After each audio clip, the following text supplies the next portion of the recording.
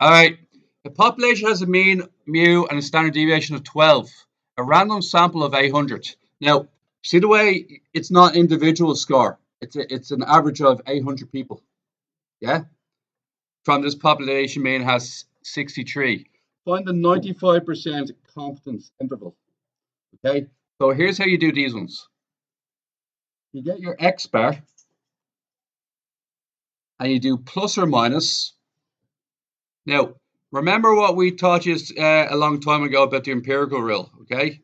To capture 95% of the population, you have to be minus a set score of minus 1.96 and a set score of positive 1.96 exactly gets 95%. Is that okay?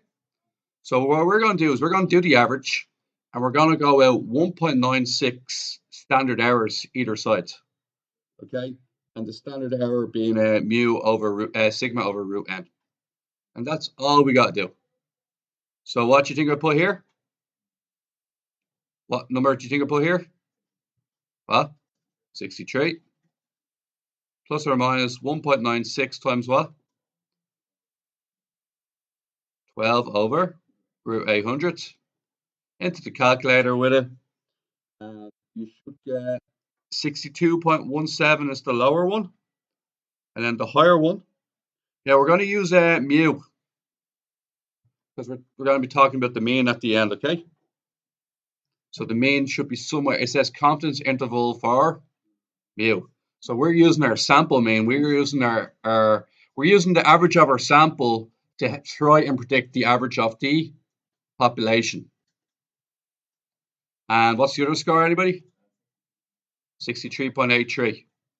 And what we're saying is that we're 95% certain that the average of the entire population is somewhere between 62.17 and 63.83. That's what we're claiming. So, here we go, guys. Okay.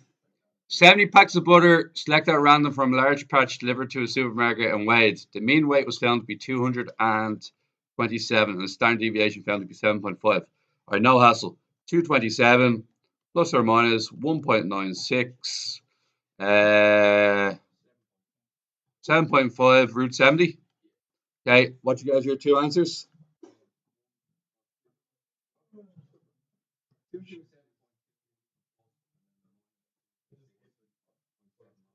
All right. Are you sure about that? Did anybody get 225.2? Less than mu. Less than 228.8? Okay, just check that calculation again. Some are questioning why X bar changes into mu, is it? Is that it?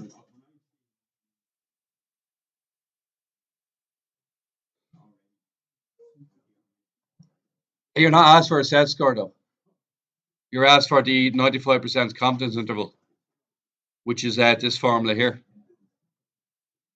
Okay. Gents, it changes to mu because you're using it as a prediction of the population. Now, next thing. One pack is selected at random from 70 packs. Find the probability that its weight is not in the given interval. Find the probability that it's not there. Well, that's handy, isn't it? This is the 95% confidence interval. So what's your chances of being outside that? Yeah. 5% is outside.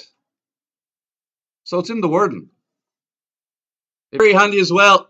So a bank is selected 400 customers and found that it had a mean credit.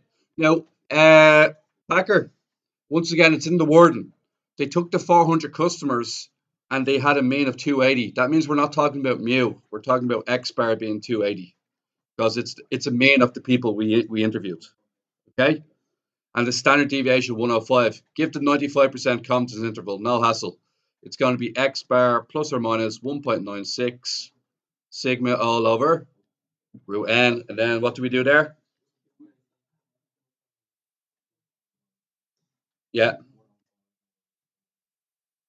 And what you get for that? 269.71 less than mu less than 290.29. Perfect. Okay, guys.